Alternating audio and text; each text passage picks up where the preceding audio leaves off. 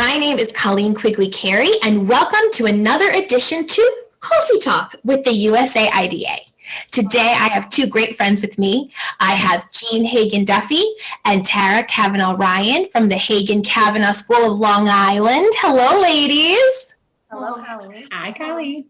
Now, these guys are fresh from dance class, and they are here to talk with me about something that, honestly, is probably one of the most important shows we could do. This is all about your first fesh. So we put the first coffee talk up, and literally within an hour, we received feedback. Can you please do one of these about what a first fesh is like? And as a dance teacher, a mom, and as a former dancer, I can definitely tell you that this is something that I think fesh moms, dads, adult dancers doing their first competition have been screaming for years. And I know we do our best to try to prepare people for their first fesh, but it can be a really big undertaking. And what we want you guys to do is have a great time and enjoy your child performing on stage and enjoy having yourself perform on stage rather than worry too much about everything else that's going on. So with that being said, we're going to dig right into it. So Tara, you're a mom, right? So let's say your son or your daughter's ready for your first fesh, right? They're teaching. Really? He's going on Saturday, so. So he'll be going to the spring fesh at the farm? Yes, we're going. Oh my gosh, it's amazing. This may air after that, so I'm sure he'll do amazing. So this is perfect. So Tara's going to have her first big experience as a fesh mom. So Tara, your son, he's learning his dancing. He's doing well. Yes. The teacher would normally come to the child or parent and say, all right, guys, we think that your child or you as an adult dancer are ready for your first fesh. What's the very first thing that you want to do to get them registered for the fesh? To get them registered, there are several websites you can utilize. USA Irish Dance Alliance has a great website that has all the information with the syllabus. There's a website called FeshWeb that a lot of registrations are hosted on. So you can always ask your teacher what competitions your child is ready for. That's awesome. So full disclosure, my daughter Kiva danced in the Tiny Tots / First Fesh circuit for about a year. She was amazing at turning the wrong way and bowing to the judges with her bum showing. She was adorable. And I can tell you that when I was first entering her in FeshWeb, it was so user-friendly. You're basically putting just your child's information, just very basic information, date of birth, what dance school they go to, and then what dance level they're on. And FeshWeb will then prompt you as the parent to the competitions your child is eligible for. So it's very easy. It's not like you're scrolling through every single competition that's coming up. You'll be able to really go in and see exactly what competitions they're doing. Kiva has now since retired, so I can't speak to registering your own daughter or son at a higher level, but I can tell you, you will have a blast watching them. Yeah. All right, so I love the concept. I think that the PreBun A concept is such a wonderful thing because getting out on stage and performing in front of a crowd is just a huge undertaking for these kids. And it's just a perfect way for them to get their feet wet and learn what the feshes are all about. Absolutely. And honestly, I know just knowing all of the USA IDA teachers so well, we would not be suggesting to you as a parent to put a child out there that we didn't think was ready for it or up for it. So please know that it's a very gentle push for them to get out on stage to begin with. And even though they may be at the very tender age of sometimes 3, 4, or 5 doing their very first competition, we are behind them and behind you as a dance parent as well. So please know that we're not trying to just put your child out there. We want this to be something that's a really great experience for you and for them, for sure. Oh, they're so cute too. They absolutely love it. So Jean, they're registered in FeshWeb. Okay, so fesh is coming up. They're getting ready. They're practicing their dances. As a parent, I know that something that's very important is what they are going to be wearing. Like, what's the uniform supposed to be, right? So they should check with their dance teacher, find out, what the uniform is or what they should wear if they don't have a dress or costume or at the time, right? Maybe come to you guys, check to see if there's a specific way to wear their hair. Do you want it in a bun? Do you want it off their face? Do you want a bun wig? Every teacher is different, so really do check in with your teacher on that. But something I know is that practicing in the costume or the outfit with the hair, with the proper socks, lacing up the shoes is so important prior to the fesh. So what would you recommend also as a teacher and mom of some really, high level dancers? Like, what did you do to prep your kids for their first fesh as far as like their costuming? Well, first of all, I want to start by saying that one of the things I love about Kogel is that it is very simple. So starting out as a beginner dancer at your first fesh, you're not expected to have an expensive costume or a wig. But we do encourage our dancers to have a neat and tidy look. So we would, advise the parents on our beginner costume, which is simple. And as far as the bubble socks go, we usually let them know a vendor that we use, or at a fesh you can always get. We always have vendors at the feshes so that you can get last minute things that you need. Some of the things that are really important to know is each teacher does have their own specifics, but every teacher will let you know exactly what you need. Nobody's going to let you go misguided into this situation. Simple black ballet shoes are also acceptable if you don't have the shoes, the tie-up shoes, and sometimes easier with a very young dancer that you don't have to worry about shoelaces. And that's also very acceptable, which is will make you feel like there's a lot less pressure on buying things.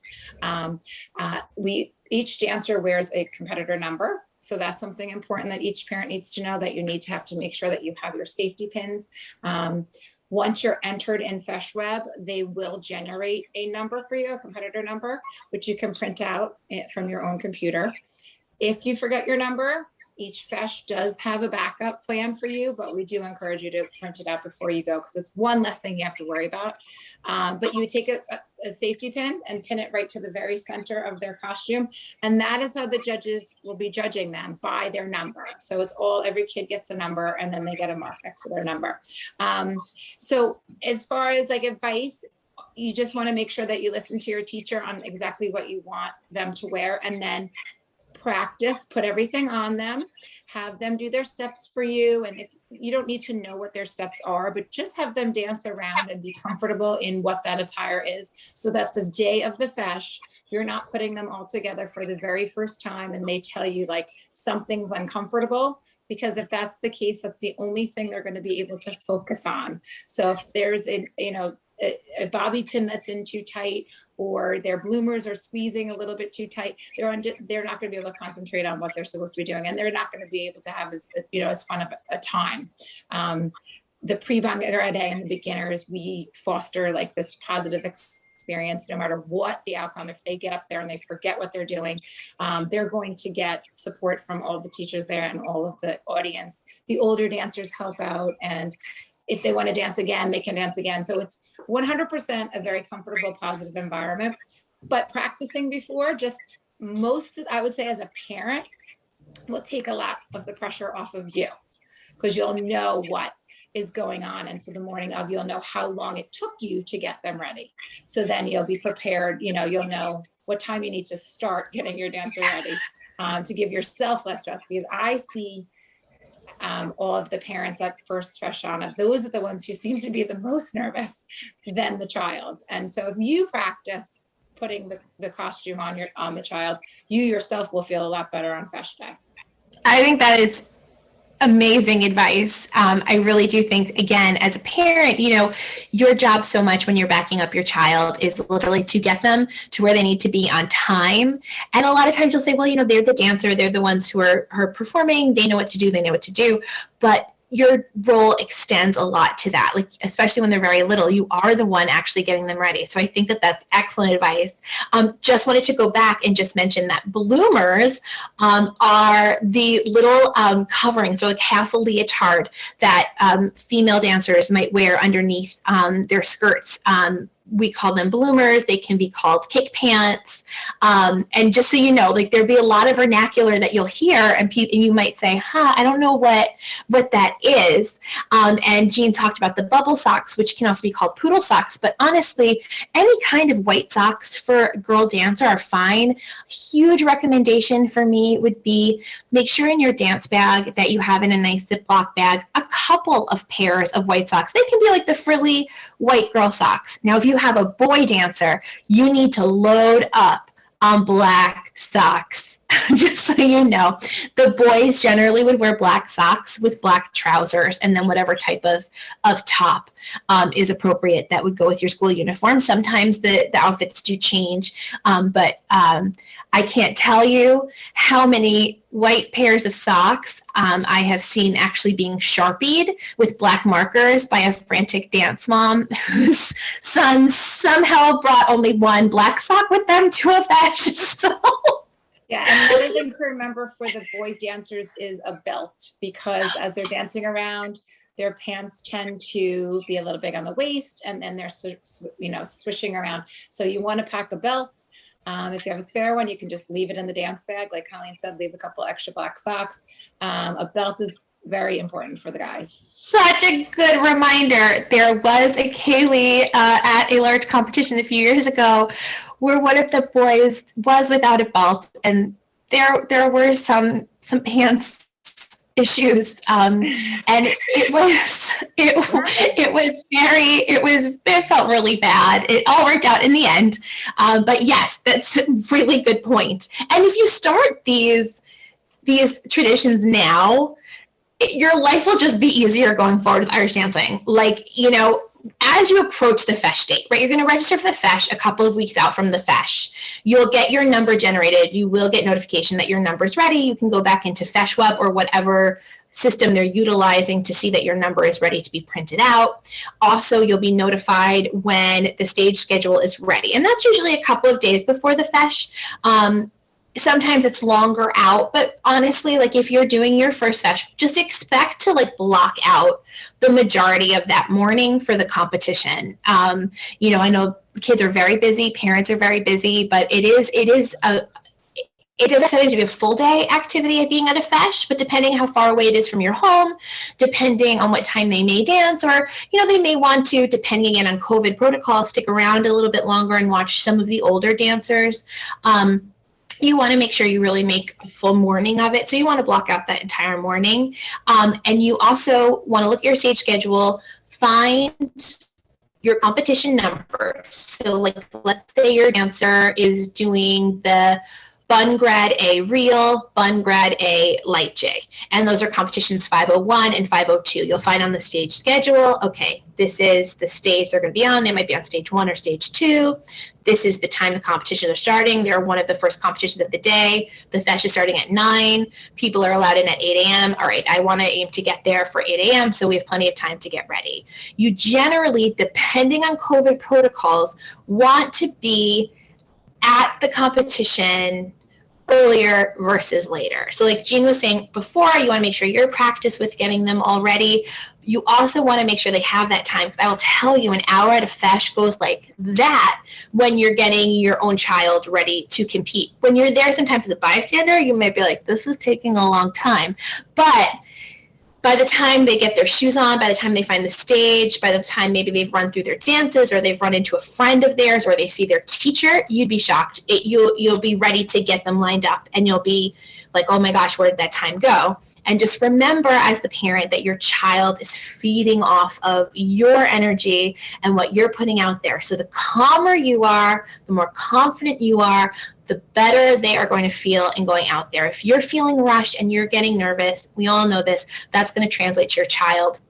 And it may not be the experience that we all want them to have. And trust me, it is stressful as the parent putting your baby up there and letting them just do their thing. But again, this is a real opportunity to enjoy them and enjoy seeing all of their work and knowledge in Irish dancing. And also for you as a parent to give yourself a pat on the back and actually be able to see, your own kid up there doing their thing. So that's really exciting.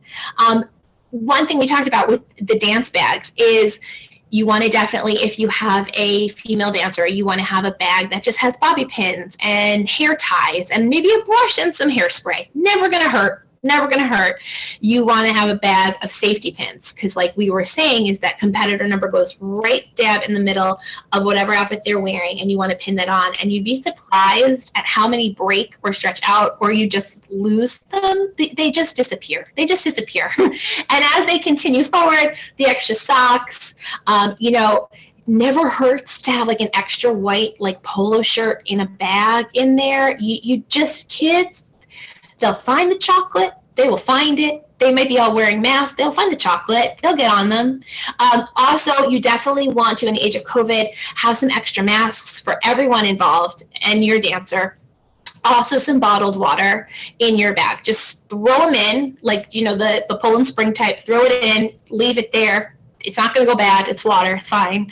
And just you'll have it with you in case you need that. Okay, so we're packed.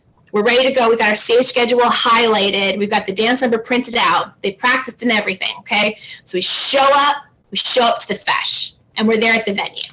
Now, Tara and I were talking a little before we started filming about how, just a year or so ago, when you'd be going to a competition, it would be in maybe a massive high school or a middle school or a really large venue.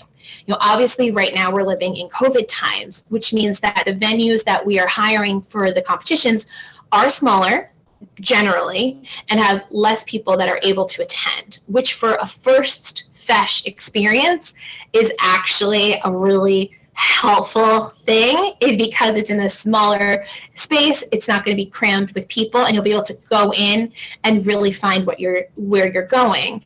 But like Tara, like if I'm just walking into a venue, like what's the first thing that I should kind of do as a parent to orient myself? What would you recommend?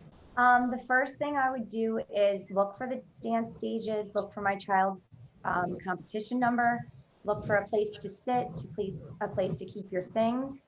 Then I would try to gauge how much time I have left, make sure I get my child's socks and shoes on, everything secured really tightly, triple knot those laces.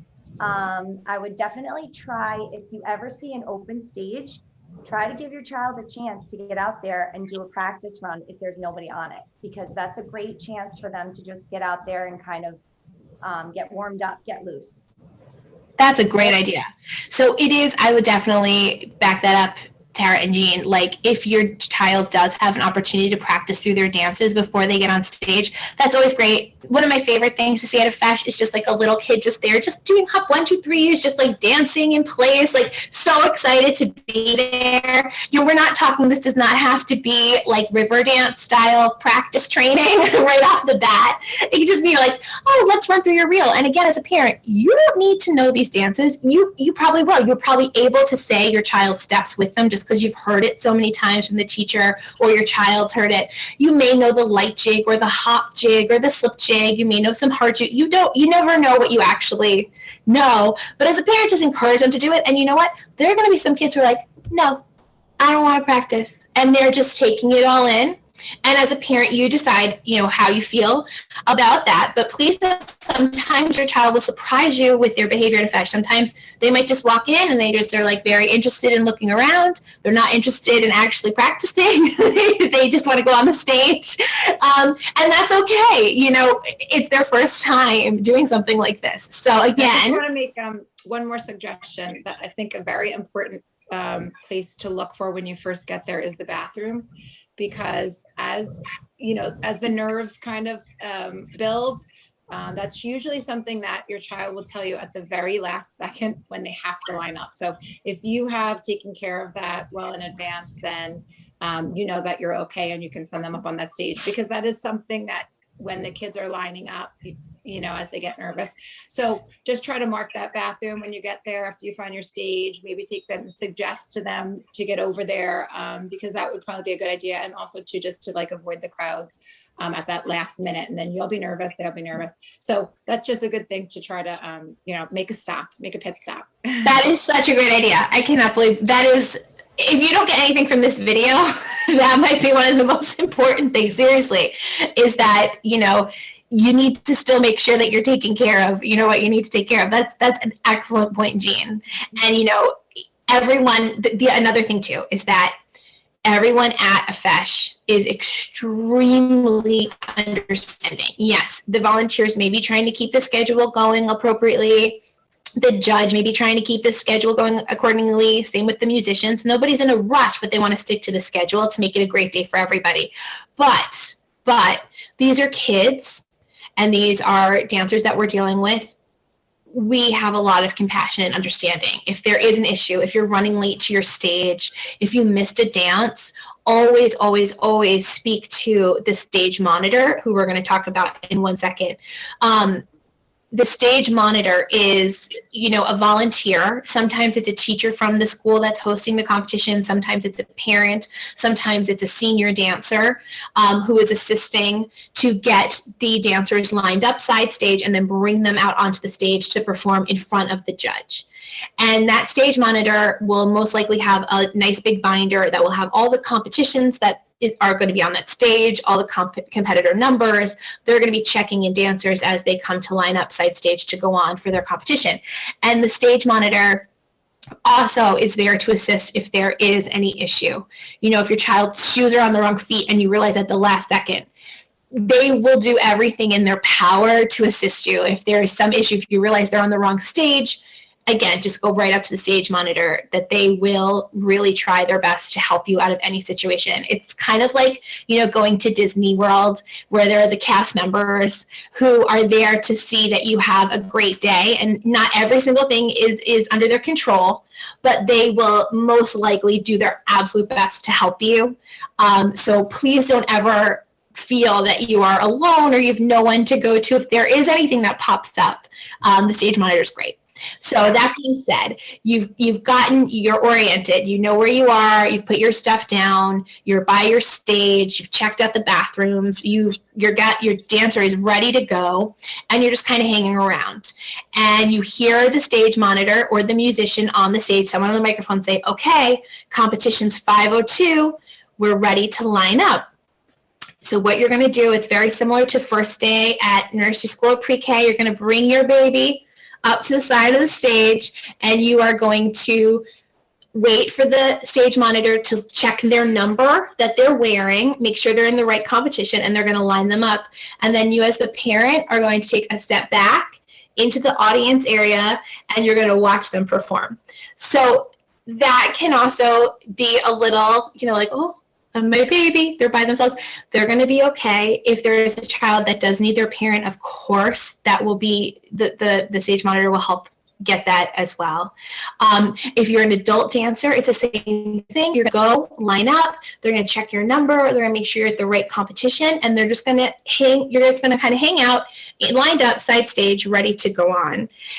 When the monitor brings you guys on, that's not the only thing they're going to do, right? There's also probably going to be a helper there to count you into your dance. So Tara, can you kind of explain what that means? So when you see that there's somebody on stage with your child, that, yes, they're not performing with your child, right? Oh, it's great. Young children don't know how to count themselves into the music. So you'll hear the music has an 8 count, and at the end of the 8 count, they have to start dancing. So basically the stage monitor is there to start the first dancer, and then they kind of monitor the dancers, and towards the end of the first dancer's performance, they know exactly when they're going to be finishing, and they get the second dancer out and ready to go. That way it keeps the stages moving very smoothly throughout the day.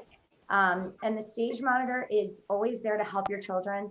I know that we have done a lot of PreBun A at our Hayden Kavanaugh Feis, and in the past, a child might get up there and freeze a little bit and forget what they're doing. And as a stage monitor, usually they're dancers, and they'll try to just mirror what the child is doing and make them feel more comfortable. So it's a really nice experience for the kids. That's great. And now the other thing too is that your dancer is taught to come out, do their allocated amount of steps, and then take a nice bow to the judge. You can clap, you can cheer them on, and you can videotape them. So that's something that's very nice to know. As they continue going up and up the levels, the videotaping becomes less less allowable due to so many different factors, the differences in choreography, the risk to dancers if you're filming them and they're not focused on the correct thing. But enjoy this, get your video done. You can even ask if you just want to like just sit and watch them. You can definitely ask somebody who's standing around as well. Again, COVID protocols may be in place. You may be very spread out from other people. But that does not take away the joy of watching the little ones on stage. It's a magical experience, and it should be, whether they're pre-bun grad A, whether it's their first fashion bun grad, again, whether it's an adult dancer, like really try to savor that first competition, even if they did the step wrong, even if they went out of time, even if they forgot halfway through what they were doing. Just getting up there is such a big deal.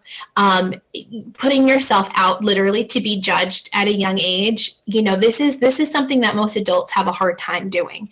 So the fact that they're doing it at a young age, or again, if it's an adult dancer, getting out there, pointing their toe on the stage for the first time, that is to be commended.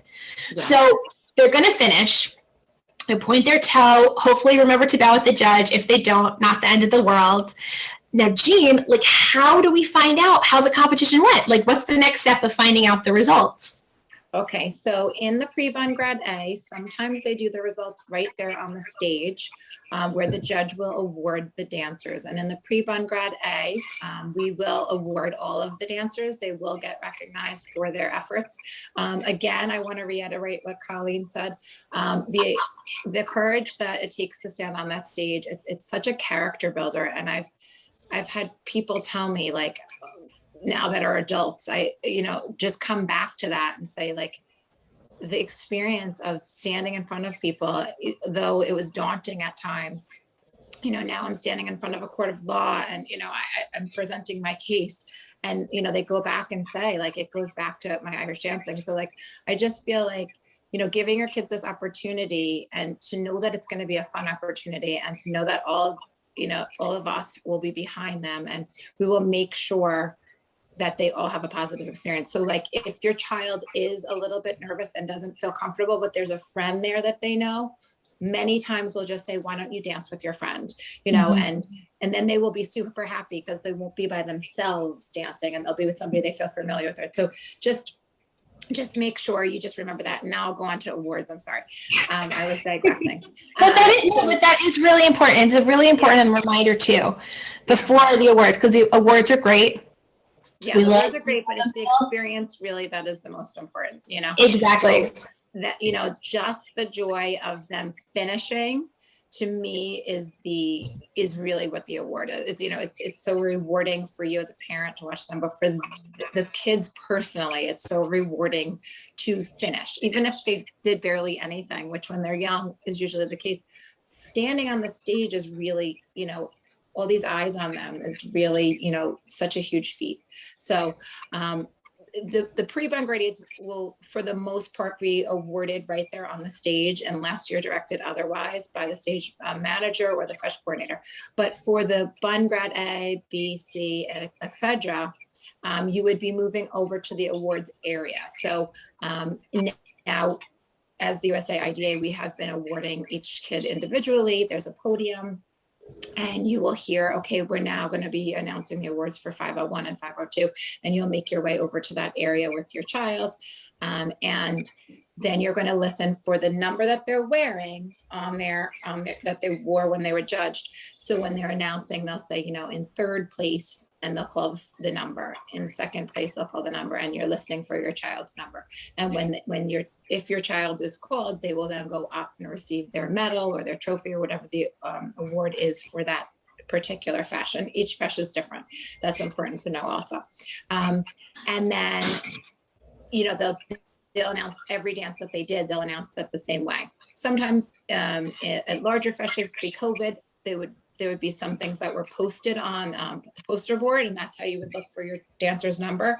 But for the cup competition, that would always be announced, and it would be made a big deal of. The cup is a competition that when you're looking at the syllabus, which I don't even know if we talked about the syllabus yet. I don't think we did talk about the syllabus. So Yeah, we'll rewind really quickly and just say that you'll be made aware of these competitions. They might be on the USAID website, they may be on Facebook, it may be via another social media site. And you'll see oftentimes the first thing that's posted is the syllabus, which goes through every offering that the FESH is putting out there, like every single level of competition. Sometimes there might be a music competition, a soda bread competition. There's all sorts of things that can happen at FESH. And on that syllabus in each grade level, so pre-Bun grad A, B, or C, there will be an asterisk next to one of the numbers, and then that asterisk will denote a cup competition. And what that means is that that competition has been chosen to have a very nice award ceremony that would mimic what an award ceremony would be like for a pre-open or opens dancer. So your child is getting the experience of having their number called out, of potentially getting up on a podium. And so that's usually for one competition going forward, something that I absolutely love in Kogel. I think it's such a wonderful thing to offer to the dancers as they're moving up the levels. But as Jean is saying, that right now, most of the FESHs are awarding all of the Bun grad levels, all of the competition results in that type of fashion due to just what's going on right now in the world. But that could change. Again, like we would check with the stage monitor, or we check, most FESHs have an information desk, or there are people who are volunteers that usually are wearing like a t-shirt or a badge denoting that. So you can always go to them as well.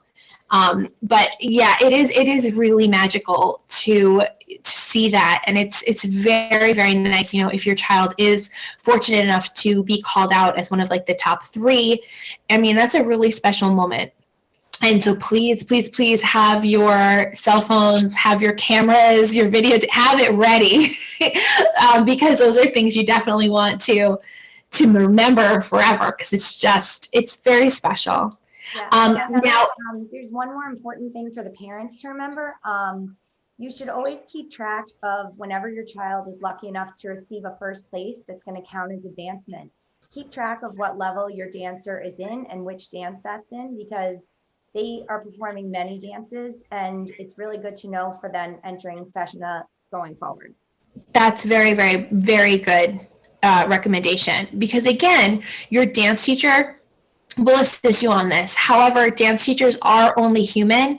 We do our absolute best to track the results, but when you have many students at a competition, or sometimes, you know, you don't even know, like little Susie went to the FESH over the weekend and you just didn't have the opportunity to talk to her in advance, or maybe you were out of the class for a week, whoever knows, and they'll come back and they're like, oh, well, I already got my first in my light jig. And you're like, wait, what?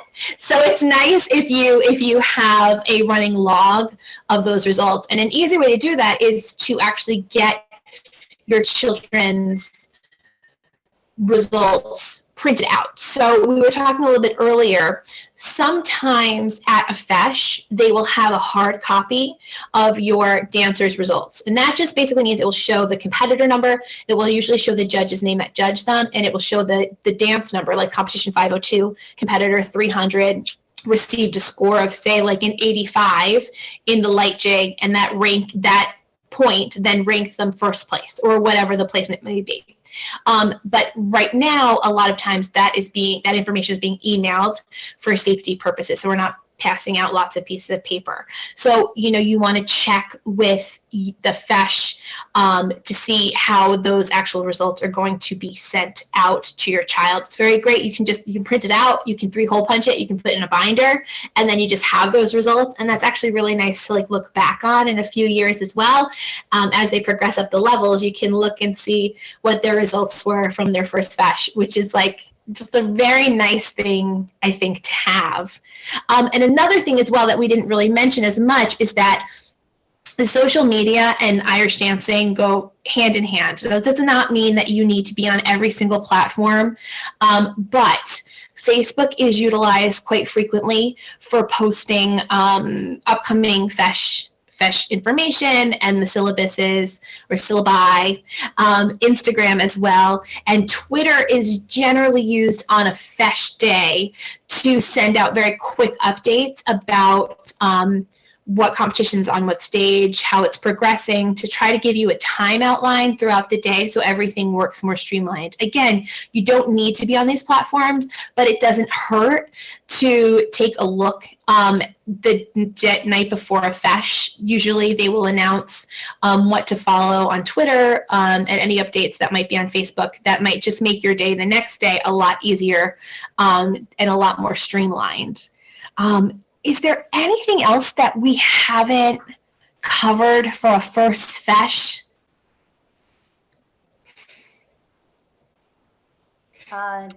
Gina, are you muted?